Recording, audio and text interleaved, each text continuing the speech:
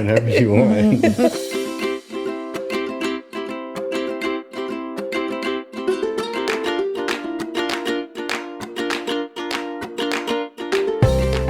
Welcome to the More Podcast, M-O-R-E exclamation point.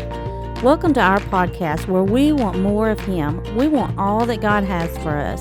We're not just satisfied going to church on Sunday. We want more. We don't claim to be biblical scholars. We're just two best friends inviting you on our journey as we share stories of how God moves in our everyday lives, the lives of others, and the lives of those in the Bible. We're excited you're here.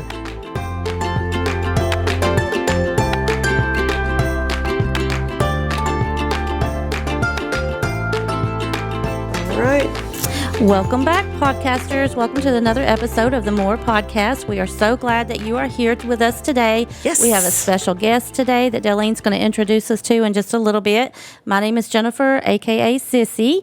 We have Darlene and we have Gunner. Say hi, Gunner. Hello. Gunner thinks he's going to get off of the microphone today, but we're not going to let that happen. He does. Ever. So we have a special guest. I'm so excited. I've been excited all week. I haven't been able to wait for today. I know. So it's going to be good today. Gunner, can you give our guest our social media platforms? Remember to email us, to message us. We want to hear your miracles. We want to hear what is going on in your life, and a good place to do that is our email. Would you start there, Gunner? Yes, our email is morepodcast115@gmail.com. Follow us on Instagram at more.pod. We got a Facebook group, YouTube, which you're probably watching on. But we want to hear. We need to get some more stuff, probably. Yeah. We want to hear the long stories, though. We want to hear what God's doing in your life. So hit us up by email so we can get all of that. You might be our next guest. Darlene, I'll let you introduce our guest for today. All right. So, y'all know me. I love a good yard sale. We had a huge event weekend this past weekend, and Sissy calls me and she says, "Hey, do you want to go to a yard sale before we have to go to this other party?" And I said, "Yes." And so the reason I share that is because, and y'all know we've talked about this, is that God shows up in just some of the sweetest ways, right? And sometimes you don't know who you're going to meet whenever you're going through other people's stuff. But I was fortunate enough, and this was probably 3 months ago, Michelle, right? Has it been that long? It's probably been 2 months at least, because I know you've been in training. Yes. One of the ladies here in our community, she has this wonderful yard sale and go there often. And she and I were talking about the ministry with the detention center. And she said, "You've got to meet one of my really good friends. Her name's Michelle Penick. And she has got this incredible ministry that she's been called to do." And I said, "Oh, that would be wonderful. I'd love to, connect with her. Give me her phone number. Let me see if I can connect with her." And then lo and behold, within 30 seconds, she said, "Oh, I'll do one better. That's her pulling up in the driveway now." So I got to meet Michelle quickly and briefly on that Saturday afternoon, beautiful Saturday afternoon when we were shopping through Candace's stuff. I just wanted you to kind of tell your story. We can either start with the end, right, where you are right now, or why don't you, wherever you want to start with it. But I'd love to hear from, just wherever you want to start. And I guarantee we'll guide you into the beginning, the middle, because I know God's got some great things that He's working on with you. So let me turn over to Michelle Penick. Michelle Penick is here with us today. So I guess we'll start with where we are now, and then we'll turn around and back up. Okay. So I am the new location leader for Isaiah 117 house in Sumner County. We don't have a house yet. We're building a house.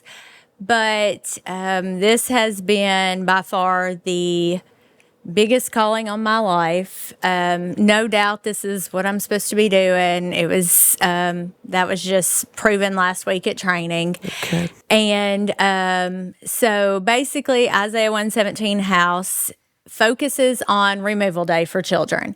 So when children are removed from their home, if they don't have immediate foster placement, Right now, they have to hang out in the DCS office. That could be a few hours. That could be a few days.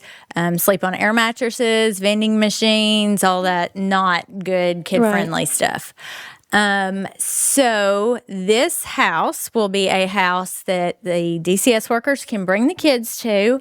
They have to stay with them. They're still in their custody, but they can work out of an office in our home while we have trained volunteers that love on the kiddos and just That's amazing. take care of love them. this. So before we get started, let's go back to actually the foundation of Isaiah 117. So when you see it, it looks like 117, but it's actually in reference to Isaiah 1, verse 17. Correct. And that says, learn to do good, seek justice, rescue the oppressed, defend the orphan, plead for the widow. And that's not the first time that we hear the calling of God, that there are groups specifically that God calls us as Christians to minister to. The orphans and the widows are the ones that come to mind, right? And you see it in Isaiah, you see it in James, you see it in Jeremiah, you see Jesus, showing that example.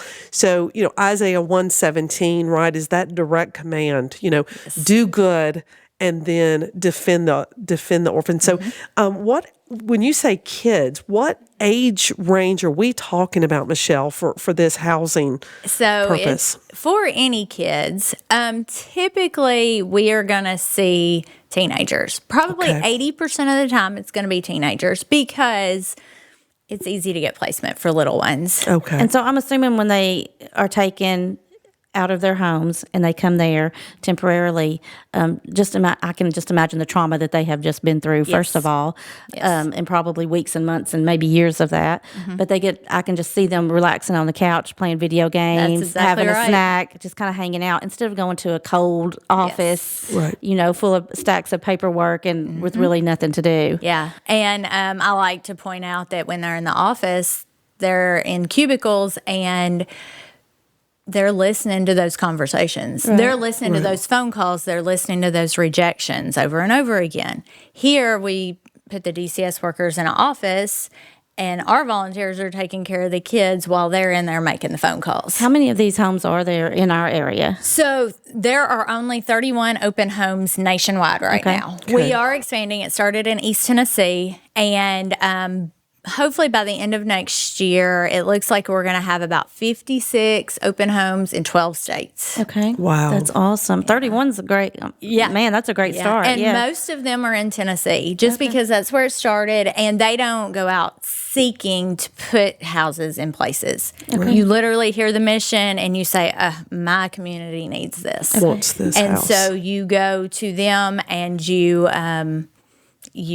do a video and like an interview and present all your county's facts, and then they help you move forward from there. So from what I've seen on social media, that this community has opened with open arms, welcomed you guys with open arms. Yes. And I've seen a lot of fundraising going on with kids helping teenagers, selling stuff, Yeah. lemonades at stands, all kinds of things. I love that. So Love that. when I saw that, I was like, how did they get linked up with you? Is this through other organizations, through schools? How is that? Well, honestly, Because you're not even open yet no, here. So we're not. Social media is our main. It's our main thing. And honestly, a lot of those teenagers have been connected through my kids at school and friends. But word of mouth. Yes, word of mouth. And we are getting out. I am getting into as many churches and organizations as I can to share the mission. And then through doing that, they're getting involved in stuff like that. Okay. So I may be going back way too far, Miss Dillene. Go but right ahead. Go we ahead. always ask our guests, She just called me Miss Dillene. I did, Miss She Dillene. did. I did. Sorry, Miss Dillene. Boy, Miss- Michelle, she is Miss Dillene. really Can you on tell her I just P's came and in from Q's. work today? Hello. Just slid right in the door You in the did. seat You from just work, Miss Dillene. Most of them it's hey you. Yes, So yeah. most time it's hey. So anyway, we like to know where you came from and where you came to know the Lord, just to know your background a little bit. Right. So like, did you go to church as a child? Were you always raised in church? Give us a little bit of that. I was raised in church, probably not all the time. Some years we were just the Christmas, Easter family. Right. My grandparents were very, very involved in church, and so they kept us in church. And as I got older, I got more involved. And then when Chad and I met, that was one of the, we've been married, next 2 weeks, it'll be 23 years. So we've been together about 24, 25 years now. Okay. And that was one of the, if you're not going to church with me, I don't know that this is going to work kind of thing. So I personally did not get saved until I was 19, 20, somewhere around there. Right. And then when we got married, immediately we were in youth ministry. And that's where we've been for 22 years now. Wow. Now, was that his interest? Was that something that Chad was already doing and you stepped into that? Or Yeah, not really. When I started going to church there, immediately started getting into Vacation Bible School and all of that, and it just took off from there. And it's something we've always done together.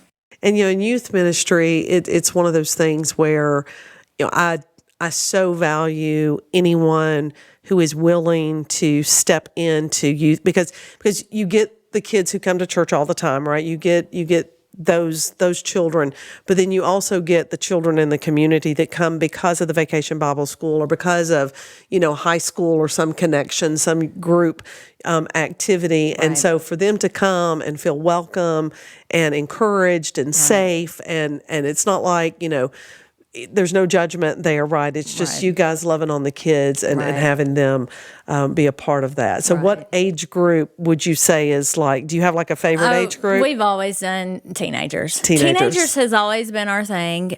We still joke, we were not much older than some of those teenagers. Right. And I know. so I was thinking our youth group, early 20s. Yeah, our youth group was having babies right after. It was just, their babies are now in our youth group.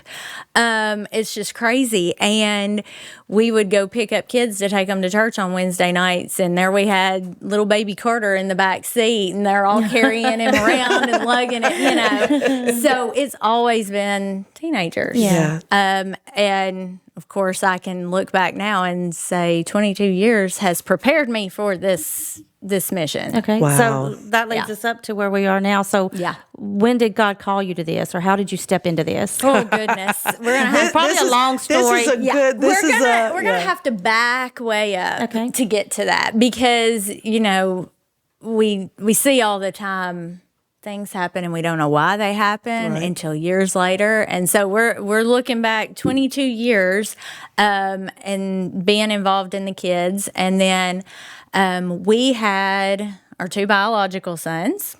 I was perfectly happy being a boy mom, and that was great. Then, I don't even remember how many years ago, we got custody of my 3 great nieces. Okay. So we had them. Wow. Yeah. 2 boys to 3 girls. Yes. Oh, yeah. That was that was a change. That was a change. And so we basically had them, they were in our home for 4.5 years. Okay. We raised them with our boys. How old were they when you got them? They were, one of them was just turning 13. Oh, wow. You got them at the... Yes. Whew. And then 10 and 11. Okay. We basically had 5 teenagers in the house at one time. At one time. Yeah. And both the boys were older. If you can do that, you can do anything. They were in the middle, yes. Oh, okay. The boys were in the middle. Yes. Okay. So the oldest girl was 4 days older than my oldest boy. Okay. So they were together, and then there was a girl, and then there was the girl and the boy were in the same grade. Okay. So yeah, definitely. If you can live in a house with 5 teenagers, there's nothing you cannot do. Well, and to go from a home of, it's the 4 of us. We With have routine. our routine. We have our routine. We have, everybody knows where they sit in the car. To now all of a sudden we have to get a new car because we can't fit anybody, fit the entire family now in one vehicle. So now we've expanded that. And you said the girls lived with you for 4 years. 4.5 years. 4.5 years. Yeah. And it's funny you talk about the car because we literally had to figure out how to place everybody in the car so they didn't fight. Yes. We know who could get along together and who couldn't. Yeah. Exactly. Yeah. Yeah, so we had them. It was 4.5 years, and then they moved back in with their biological parents. That was probably one of the hardest things we've ever done. That's so hard. And I've shared this story before, but we took in. I say we like I had a decision in it, right? But my parents took in my cousins.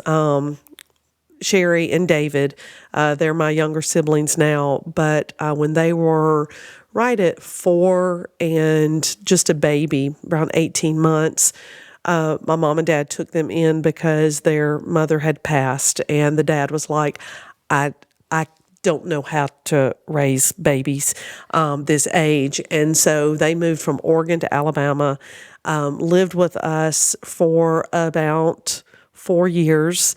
And, we loved on them. They became like our siblings. Like you said, there was a little bit of fighting, initially because we were used to our own routines. We weren't used to having a little baby around or anything. And they stayed with us for a little while. And then my uncle remarried and beautiful family. And of course, he said, I want to have the kids back, right?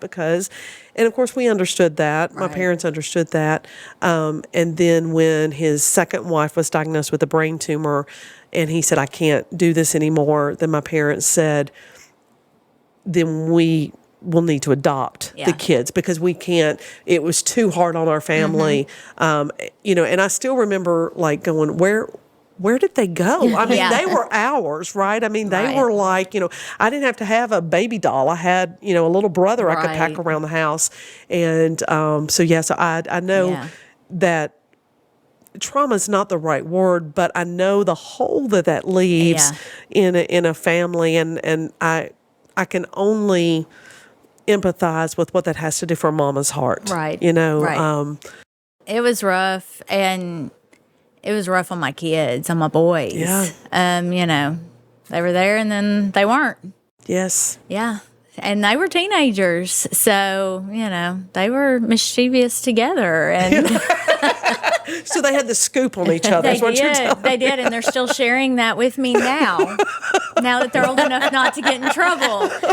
They like to point out some of the things I missed. Right. That's always the fun stories. So fast forward a little bit. How did God connect at that time in your life with now, with the calling that he has on you now? Once again, being there for teenagers that were in a hard spot. Yeah. For kids that were in a hard spot. It's just another one of those steps that prepared us for this. And how did you get connected to the Isaiah group, the whole group there? We're going to have to fast forward a little bit. Yeah, but before you go there, I think one of the things that stands out to me that I think God was preparing you for in that instance, right? Whenever you think about those moments, and I'm not saying that God caused this to happen, right? But God's going to use it, for the good, is I think that for you to be able to do what you're doing now, you have to be able to love really, really hard on these kids for a short time, and then you have to be able to let them go. Yeah. And it doesn't matter if they're there with you for a week, if they're there with you for a year, that transition is hard. It's hard on anybody's heart. It's I'm not picking on mamas, but it's really hard really on mama's hard, heart, right? I mean, yeah. And so I would dare say that was also something that God was helping you work through emotionally and mentally, so that you could continue to serve in this way. Now, you were at this time you were not doing ministry full time, right, Michelle? What was your occupation? No, done medical billing Okay, for years. okay. That's what I thought. Worked You from were- home and doing medical billing. You Yeah. volunteered at church, right? You and Chad did the volunteer work at church Right. with the youth group, but it wasn't like this was No. your ministry. This was just where you leaned in and served when you needed Right. to. Right. Okay, so yeah. So fast forward, broke our hearts when the girls left, and couldn't do that again. Right. Weren't going to do that Yes. again. You don't tell God that you're not going to do that's that right. again. That's right. You're just like, I've done it. Exactly. I'm not You doing don't that again. Yeah, you don't say that. My heart's broken. Can't do it. So a couple of years later, God really started dealing with me. And then turns out he was dealing with Chad too. And we don't communicate that well sometimes. And so fall break, we're sitting on the beach and he looks over and he says, we're supposed to get another kid. And I said, I know. I'll call them on Monday. And so that started our foster care. Wow. And how many years was it between that, It was that probably transition? a year and a half. Probably. Okay. Yeah. It took a while for us to be ready for that. Right. And so we started the foster care classes. We actually are a treatment home. So we did advanced classes for higher level foster children. So we did that. We specifically put on our applications and our paperwork that we wanted teenagers because we have teenagers and we know what to do with teenagers. And we didn't want to start over again. So we got certified on a Monday afternoon at 3:45, and on Wednesday morning at 7:45, I got a phone call for a 7-year-old little girl. Wow. Yeah. And we really had to think and pray on that one because that was not our plan. Right. That wasn't, first off, that's not in the teenage No. grouping. And No. Yeah. younger, much younger than Much what you younger, were much thinking younger. to take in. First grade. Yeah. So a day or two, we said yes, and we went and picked her up, and we've been through a lot with her. She came from a pretty traumatic situation, and so we've been through a lot. She has now been with us for 2 years, and a year ago we adopted. Oh, wow. Congratulations. Congratulations. So she's 9, and so like I said, we started over again. It was not our plan. She was in first grade, and here we are. We were almost empty nesters. Right. Close. Doing the So math close. homework again. Cole reminds me next week he'll be a senior because next year he'll be a senior. Right. So now we're back into 3rd grade, going into 4th. Yeah. Well, she thinks she's as old as Cole. If that makes a difference, yes, right? She does. At that age, at 9, she thinks she can do anything thinks Cole does. She's older, yes. Yeah. So after that, we put our home on hold. So we've had one foster child. Okay. We put our home on hold. Like I said, we've been through a lot with her. And we just knew that she couldn't handle us doing it again.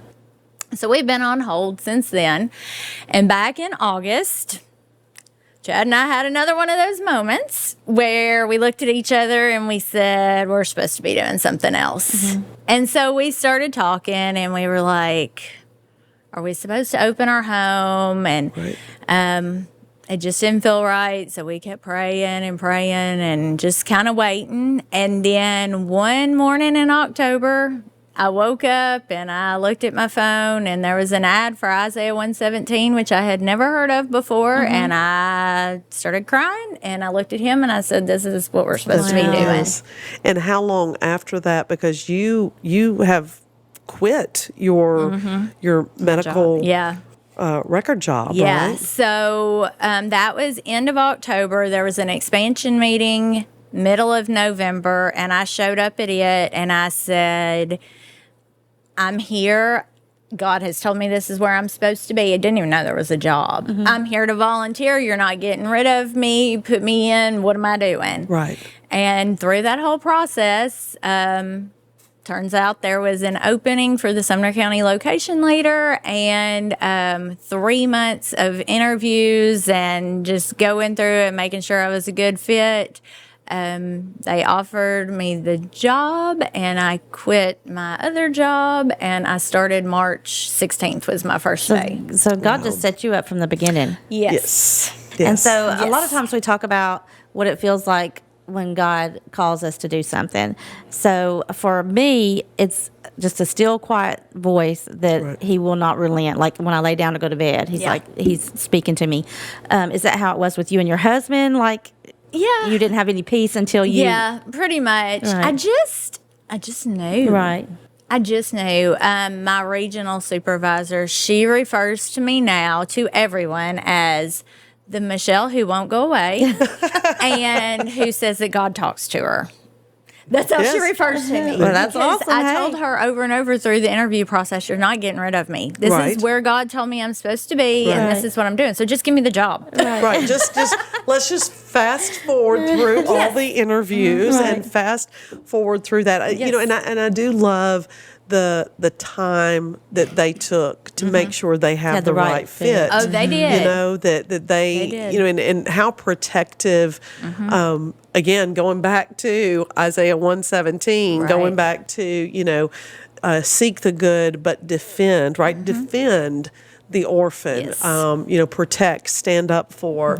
And so, you know, making sure that they're surrounding their kids, Right. their young people. I call them kids. I call Gunner a kid. He's not really a kid, but kid. anybody younger than me, you know, I call a kid. Yeah. Yeah. So how did your kids take? How did your three take the decision when you and Chad said, "Oh, by the way, here's what's next in our family chapter," right? Yeah. So Carter is out on his own. He lives in Bowling Green now, and so it hasn't really affected him. I don't know. A lot of times he probably doesn't even know what's going on with us.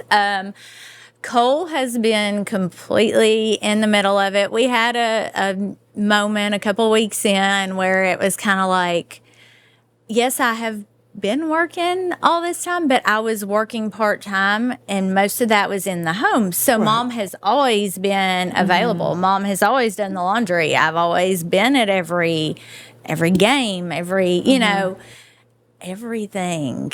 And Mom can't do that anymore. Yeah. And so we had a little weekend moment, and we got some things straightened out. And after that, he was back fully on board, and he's one of my biggest cheerleaders. Oh, that's awesome. Yeah. Charlie, she loves it all. And she gets to go to all the lemonade stands with me and hang out and wear the shirt and talk to people and all that stuff. And she keeps asking when we're going to bring home a baby sister for her. She's got plans. She has plans. She's got plans. And I'm careful for this. how I answer that because I don't want to say we're not doing that again. Right. Right. But I'm like, that's not the plan. Right. Right. So how are you prepping the kids? Seriously, so when, you know, I know that the home is not yet Right.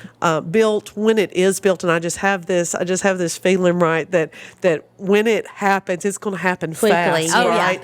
And Yeah. then now all of a sudden the doors are open.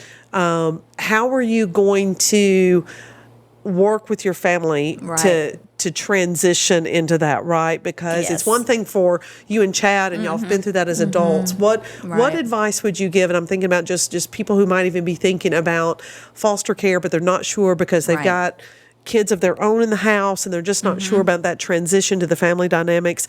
What would you say, or what are you doing to help Cole and Charlie for this? I mean, we have always, since day one, we've wanted our kids to have compassion for other people and to see that firsthand.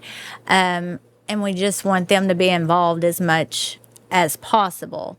So, you know, as far as preparing for it, I don't think anything's going to prepare us because I would agree. once the I would house agree. opens, you know, I don't have to be there all the time. There will be a couple of other employees, and we'll rotate being on call. And It's always going to be on your mind, though. It's not It a job is. that you can shut off No. when you Right. at 5:00. No, Yeah. Right. It is definitely not. Yeah. And so we're just trusting in God, and it's going to be okay. So how are these homes funded? Is it through grants or is it through donations? We or? can get grants. Most of it's just donations, private donations, church donations, business donations. So that was my next question is Yeah. what do you need from your local community and your local churches in the community? Yes. Right. So donations is yes, number one. Yes. I mean, obviously, we don't like to ask for money, and they tell us you share the mission and let God do the rest. Right. And I have seen over and over again already just how that works, you know. But obviously, we have a house we have to pay for, and we have staffing, and we have things that we have to buy for the kiddos, and so it takes money. Of course it does. And so is this something that they don't, is it something like in their creed that they don't want to ask for money? Like they can't, or they just don't feel right about it? We don't feel right about it. Okay. It's basically, we're just trusting in God to take care of it. And 31 open homes, it's worked so far. It's worked so Yes, far. So amazing. so apparently they've got something that works. They know Yes. how to make that Yes. happen. And you know, whenever I think about the girls at the detention center, and you know, a lot of them show up with all their items in not even what's the size of a trash bag, Right. you know. And so, you know, these kids are coming from, you know, and I look back at you know, at our home, and you know, the need or the quantity of stuff that we have, right? Yes. And you know, these kids literally are walking out with maybe a change of clothes, Right. If they're probably lucky. not any toiletries or anything like that. And so, you know, when I'm thinking about, you know, donations and things like that, and I know a lot of people, they say, oh, well, let me just give a bag of clothes. Well, let's be careful, and let's be respectful to, Right. you know, what you're needing. Yes. And then sometimes it's better just to say, let me give you an Amazon gift card and you buy what's Right. needed for the home. Right. Versus, you know, bombarding, you know, your house with things that, you know, maybe you don't need all Right. of these items. Exactly. So, And so, as far as that goes, in the home, the entire upstairs will be this beautiful room, and it's called the giving room. Okay. And it is full of totes, and they are broken up by gender and size. And we will be looking for bin buddies, and those are people or small groups or I love that. anything I like that. I that like that. sponsor those totes. And that's very Yes. doable for Yes. and that's also very Yes. specific. Yes. Back to, you know, you don't want to give, Yeah. you know, a whole bag of something that That you go, you need. I Yeah. don't need that. But it's What I also- need right now yeah. is Yes. this specific need. And you can Yes. customize that for your home at Yes. this point. I love And that. it's not Yes. something that's going to be super expensive because they could Right. buy a couple of things here and there. And keep it. Exactly. I love that idea. Exactly. And we do, so say you've got the girl size 10, 12 pants. If you're that sponsor, I put your information on the card on the bin. And when it starts getting low, I call you and I say, hey, your bin's getting low. And you can just come and bring stuff and fill it back up. So the reason that we do that, and we do all new clothes, we do not do any That's hand-me-downs. right. Just we're trying to make it as special Right. and good for the kids. Right. Well, absolutely. Yeah. They again, think about the age group, and I know that you said you may have littles, but if you've got teenagers, Yeah. you know, these kids are already used to being Hand-me-downs. overlooked and just, you know, being the ones at school that maybe, you know, they're not necessarily fitting in with everybody Right. because they're automatically going to isolate. And so Right. absolutely right. I mean, they want to have that feeling of Yes. something brand new. Yes. That they're worth that. Right. If you have people who want to do that and who want to volunteer, do they just get in touch with you through social media? Yeah. Social media, I've got an email. If you go on the website and look up Sumner County, it gives all my contact information on there. And that's really the best way to get a hold of us. And the items also, when the kids do get foster placement, we send them with at least 3 brand new outfits. Wonderful. Shoes, toiletries, toys, anything to help that foster family Yes. get started and be able to say yes. If we have a foster family that says, oh, I would love to take a kid, but we don't have enough beds, guess what? We'll buy them a bed. Right. Same with car seats, you know, things like that. Anything that we can do to help them say yes. So you're not asking for money, but if somebody wanted to make a That's donation, right. it is much needed. It is. And, It is. And so And- you could just go, you heard her just say go on her social media for Right. the Isaiah House. Yeah, I'll link all that stuff in the Okay. and all Okay. the description Yes. and Okay. everything. Perfect. And I just know throughout my lifetime when I give, Yes. I don't miss it. When I give Right. for God, Right. I have Right. never missed Right. it. No, you never miss it. And so, there's a lot of you who listen to the podcast. You say, well, what can I do? Right. Right. How can I get involved? Well, and Michelle's, the Isaiah House for Michelle is here in Sumner County in Tennessee.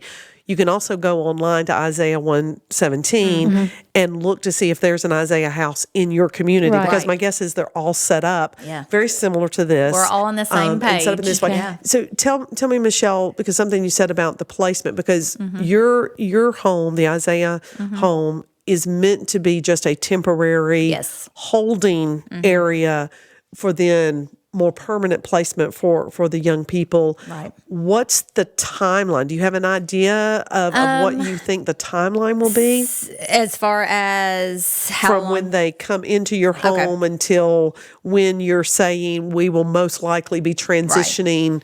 So we are a little different than a typical transitional home. Transitional homes are more long term. That's not what we focus on. We focus on removal day. Just immediate need. Yes, and we are set up for about 3 days. Okay. If there are different circumstances, if we need to, after that, the child might rotate to a different Isaiah 117 house. If they still don't have placement, they might transition into one of those transitional homes where they've got 30 days. There's other places, but our thing is focusing on reducing trauma on removal day. Wow. And I would think that would be the biggest, the hardest part of it. We've seen, I've been at the detention center one time when I saw one of the girls being brought in, and she is someone who will always be a part of my heart. She was just wild, wildly angry, wildly withdrawn. It took 4 large police officers to bring this very tiny little person, young lady, into the general area where they, take the information, and to have her come into there and almost within 2 days, because we were in there the following day for devotional, and Sissy was a part of that group, and she said, she was intrigued. She was interested, and it was because she felt safe. Yeah. It was because she felt like, I don't have to run. I don't, but that's all she knew at that moment. Right. Right. And so, It was almost like a wild animal. it really was almost in, And then we in came that back, situation. and then Thanksgiving, she was like hugging our necks Yes. and so thankful. And Yes. And just, that's it. It was just, and what she kept saying was, I've never been any place where I felt love. And she was not in the detention center for very long. When I look at the timing that most of the girls are there, not detention center, it's an assessment center. And she wasn't there terribly long, but to watch her transition just because of the unconditional love shown to her in those moments. And that to me that's one of the biggest examples of how powerful God's love can be. And this being a Christian home, just the peace of God Yes. that's in that house. Yes. And just have an opportunity just to pray for every person that walks through those doors, Yes. that God will put somebody in their path in the Yes. future to lead them to Him and to help them. And I know that, and Darlene, you know this, Gunnar, we've talked about this. I've cried about it. But at Gallatin, there was a young man at that detention center that I kind of linked up to. And he was fixing to leave to go back to his home in Texas, to a foster home. And I looked down one day at his shoes and I said, "Oh, you've got some new Crocs on." And he said, "No, these are somebody else's here at the detention center. I just borrowed them." I was like, "Okay." I was like, "Well, would you like some Crocs?" And he's like, "Yeah, I'd like some Crocs." And so it just happened that God worked it out that the morning he was leaving, I delivered his Crocs to him. And that has linked us forever. Yes. So those boxes of clothes and goodies that you send with those kids, it just lets them know that somebody loves them, Right. that somebody cares. And so that has been several years ago. And he called me this year, just a couple months ago, and he was in a little bit of trouble and needing a ticket to get back home. He had went on a trip with some friends and something went awry and he needed a bus ticket back. And he said, "Is there any way that you can help me?" And I said, "Sir, sure, I'll buy you a bus ticket. It's not like it's $1,000. I just did it." And then I went in there and told my husband, "You just bought a bus ticket." Right. So, right. he knows he's not going to talk me out of it. Yeah. When God puts something on your heart, you can't be you know, talked you out of know. it. Yeah. But I said all that to say this, just that pair of Crocs has linked us for what I feel like for life. And I told Yes, Darlene, to I said, save. I would get on a plane today and just to go buy him a steak for dinner. And I'm going to do that. Yeah. When I can. And I'm going to do that. And so, I just encourage you to be praying about it as Yes. God opens up this home. Just be praying about how God can use you. And this is not something that is going to take a lot out Right. of you. Right. I mean, it's going to take a trip to Walmart or even an order on Amazon. Right. But yet, that is such a great gift that you're going to give to a child that they can take with them, just something that can be theirs and just something that they can say, "Okay, I feel like I'm loved." Maybe feel normal for a minute. Right. Right. Just to feel normal for a minute. So even though she's not asking you for money, That's I've right. always and I hope this doesn't get you in trouble. No, Get it's you in fine. trouble. They're fine.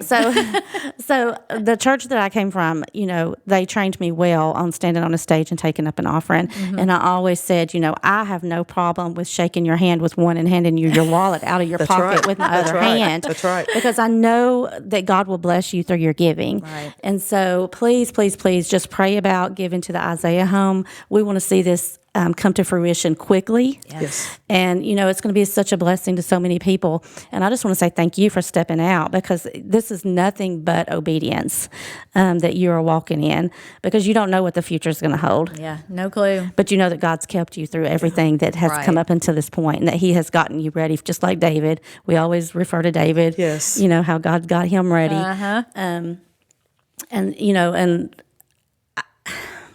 I don't know, Darlene, I know that, I don't know what our part will be in this, but I know that we will have a part with you, that we will link hands with you. I'm pretty certain on Absolutely. that. Oh, I got I'm one. already in my mind. I'm Yes. already signing up for a bin. I've already got my name Well, on a bin. Maybe And two. I got maybe something else three. to tell you about, and I'll get you involved. Okay, well, let's hear Okay, it. let's hear it. So once Let's there's hear an it. open house, we have to have trained volunteers.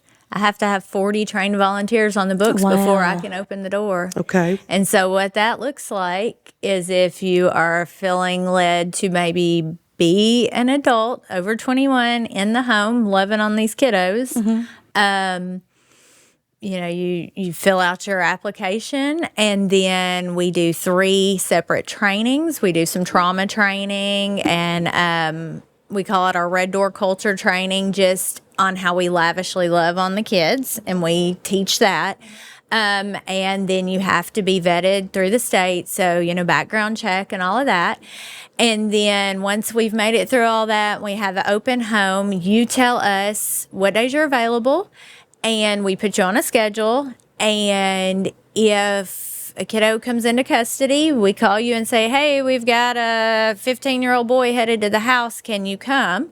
And if you can, then you come to the house and you're the volunteer there to greet them and love on them. And if you can't, you tell us and we move on to the next person on the list. But those people are going to be, that's going to be the most rewarding thing. Well, that's what I was fixing to say. Yeah. That's putting a warm feeling in my heart, and that's not usually Yes. what you get when you when you know, talk when you about hear that. kids Yeah. who have trauma and being taken away from their family or don't have a family. But my heart is feeling warm because you can just Yeah. imagine just being the first person there to welcome them. Just even to have people come and pray through the house, even when Right. children aren't there. Oh, Right. yeah. We do holy graffiti before we build the house, and we pray over it. And yeah, it's a special place. And just just in working with, our closest thing, since he's probably, there with the detention center. And the kids, any kid, not just those children, any kid knows a real hug. They know a genuine hug. Yes. And, like you said, some of the trauma that some of them have been with, some of them touch is not a positive thing for them. Touch is not something that they say, oh, please hug me. Right. Touch is something that is violent and is ugly. But I've never had one of those kids turn down. They may be a little standoffish at first, and then when they see that genuine love that just pours through with that real hug, that I call it, sometimes the mama's hug, and I'm hesitant to say that with some of these kids, right? Because sometimes a mom is not a positive memory for them, but for me it is, right? And just to be able to love on those kids, and so there's so many, I think, opportunities for you, not only here in Sumner County, but also where you listen to us from, to get involved, right? When we talked about, in the story where Jesus had to go to Samaria, remember, he had to go into Samaria. He could have gone a totally different way, but he said he had to go. Right. And one of the lessons that he gave his disciples when they came back is look out at the harvest. The harvest is plenty. And they're still going, Jesus, we have no idea what you're talking about, man. We don't understand what you're doing. But I can tell you, and I can testify, Jennifer can testify, that the harvest is there for these young people. And God is going to do incredible things through these young people because of the kindness that is shown to them, because his love is shown to them. And for us to all step in and serve where we can. And if you're saying, I don't know that I can step in and be a volunteer for the kid, well, you can probably fill a bin, or you can probably do, and I'm not trying to guilt anybody into it, but like Jennifer said, a lot of my career was I would make you cry and then ask you for money. So I'll make you cry, and I'll ask you for money or for support or for you to take action. But Jesus is saying the harvest is plenty, and that's the thing that I think that is so, when you get involved in things like the centers that we do there in Nashville that are assessment centers before they go into foster homes, or you get involved with foster care, or you get involved with Isaiah 117, there's such a need out there for children, and it just always floors me that people sometimes seem to care more about the lost puppy sitting on the side of the road than they do that child that doesn't have a place to lay their head. Dylan, that story that you're talking about in the Bible where Jesus said he had to go to Samaria and the disciples were trying to talk him out of it. Yes. What God's put on my heart about that is that, if you feel a tug on your heart right now, if you feel the Holy Spirit planting a seed in your heart right now, don't talk yourself out of it. No. Because a lot of times we'll say we're too busy, or I'll do it next year, or I'll do it this year. I mean, if it's just having a yard sale and you come up with a $30 donation, any little bit helps, but don't allow the enemy to talk you out of it, or to say, I'll do it next year, or maybe somebody else will do it. Because if you are listening to this podcast, he has called each and every one of us. Absolutely. And, this is not just for Michelle. This is not just for Darlene or Gunnar. Right. This is for each and every person that's listening to this. Every person that is alive and breathing, you are called. Yes. So if you're wondering what my calling is, hey, here you go. This is your calling. It's to take care of the children. That's right. It's what is the greatest of these? Faith, hope, or love? Yes. The greatest of these is love. And to be able to give in a way that you know where, the outcome from it, the purpose of it, and to be able to show, again, I always say, with Jesus, he didn't start off preaching to the people. He started off by helping their needs. And one of the other examples is there were a bunch of kids that were coming up to Jesus, and the apostles were like, come on, give him room, right? He's getting ready to preach this big sermon. And Jesus was like, suffer the little children. Let the children come to me. Absolutely, let these babies come to me. Let me love on these kids, because this is my future. This is, they have the innocence, they have the love, they have the understanding. And whether they have ever heard God's name or not in their home, they will know God's love. God will Yes. show up in such a huge way for them. And so, absolutely, Christians, it is time for us to stop talking about doing, and it's time for us to step in and do. And you also saying, that one of the things with Charlie and Cole is that one of the outcomes you want for them is to have more compassion.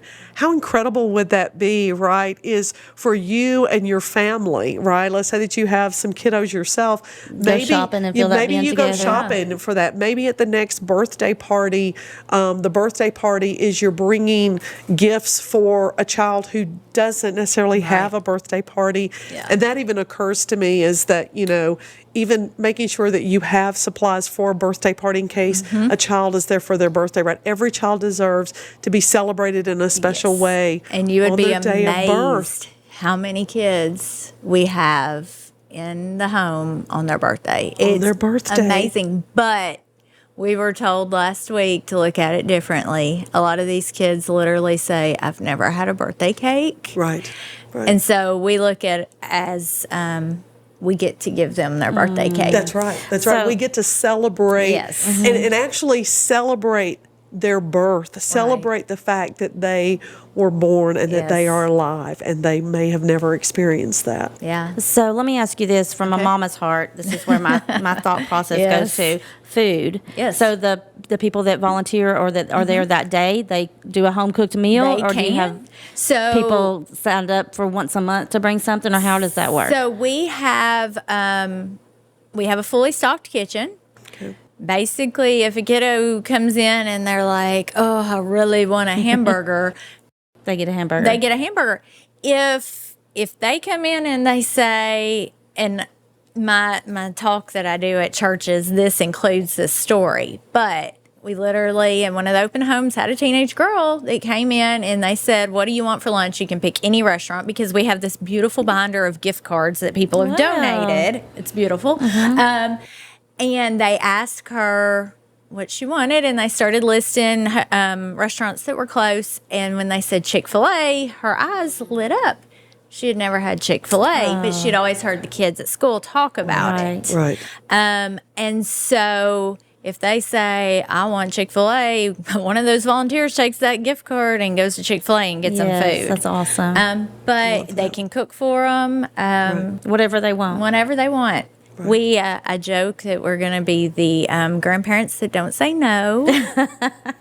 And on that day or those couple of days, whatever it is, we're just going to do whatever they need for us to make them happy. That's amazing. Yes, I love that. And just and giving them something. So something else that comes to mind is, giving them something, a backpack or something like that, right? I'm sure that's going to be a need that you Yes. have, that, when they leave, they actually have something to put their items in versus, a Trash trash bag or a Walmart sack. Even they have that, Yes. right? But again, they leave with a sense of being seen. Yes. And that's just what's on my heart right now. Yeah. Is that we live in a very me society, right? We live in a society where it's all about me, and let me put it on social media, and here's what's going on.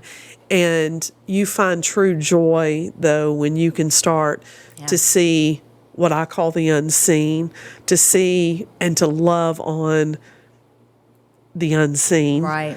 And the ones that don't have the birthday parties, that Right. don't have the opportunity to go school shopping every year and buy new shoes, that don't have that opportunity, and you're giving them that chance Yeah. for dignity, Yeah. for that.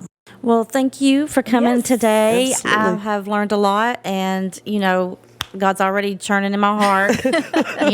We'll be the first ones to sign up. So we're not asking you guys to do something that we're not willing to do. That's right. We are willing to do it as well. And I promise you that God's going to bless you. I'm not doing it for the blessing. No. I want to bless somebody else. Right. But God will bless you in return. Yes. I do agree. Who wants to pray? I do agree. Before we go, can you just give a quick Email? just a quick, somewhere a link. Give us a quick little rundown of like a recap of the whole. What was your thing. email?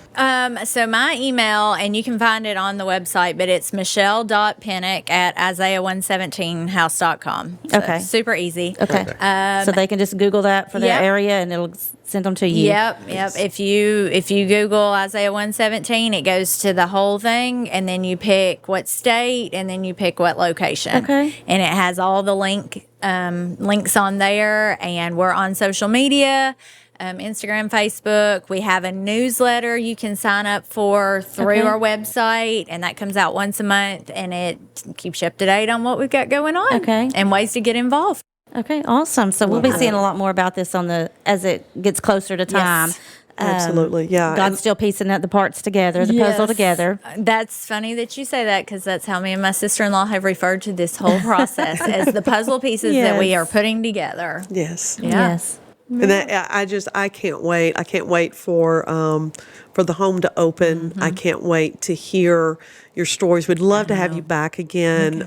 We promise our listeners we'll definitely let you know when the home is open. Yes. But once you've been open for a while, Michelle, would you come back and yeah. if you want to bring Chad along with you, or Charlie or Cole, Yeah. we would just love to hear just how things are going with you and Gunnar, I'm going to have you pray us out.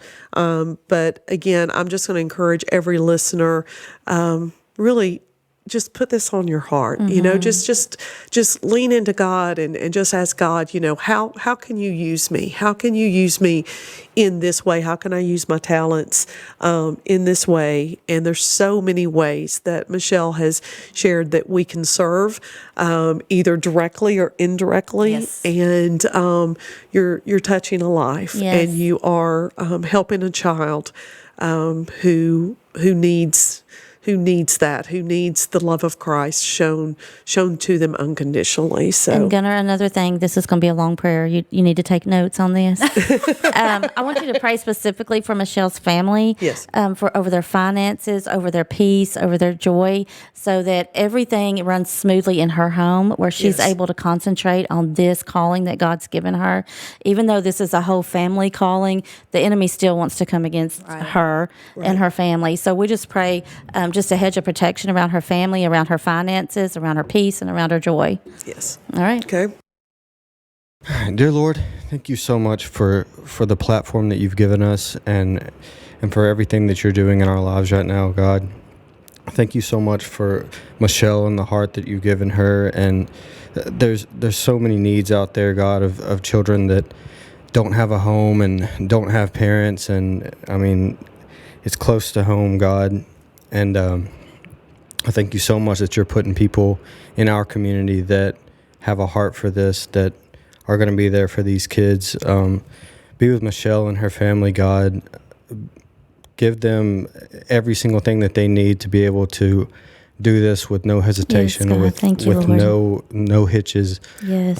Be with their family, be with the kids in this time that they're going to not have as much time with their mom as they're used to, but just let them know that this is for a good cause and this is for a good reason, and that there are going to be kids you, that are Jesus. their lives are going to be changed over this. Be with everyone that is listening today, God. If they feel like they don't have the means, that you open up a path and open up the door that gives them the means or some way to help in any way, God. There's so many things out there that Thank you, they can help Jesus. with. I hope that the right people hear this, that there's volunteers out there. There's really so many things, God, that we need your help on right now. And we love you and we praise you. Amen. Amen. Amen Thank and you. amen. Thank you, Gunnar. All right. Well, those of you, again, listen in. We do ask you to share.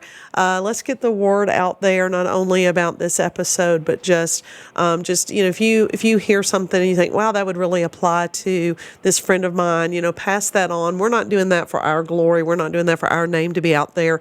We're doing that so that the word of God can continue to be spread. And Amen. we're so blessed in being able to do that. So we love you. And until next time, all right, more podcasters, we'll see you soon. Bye.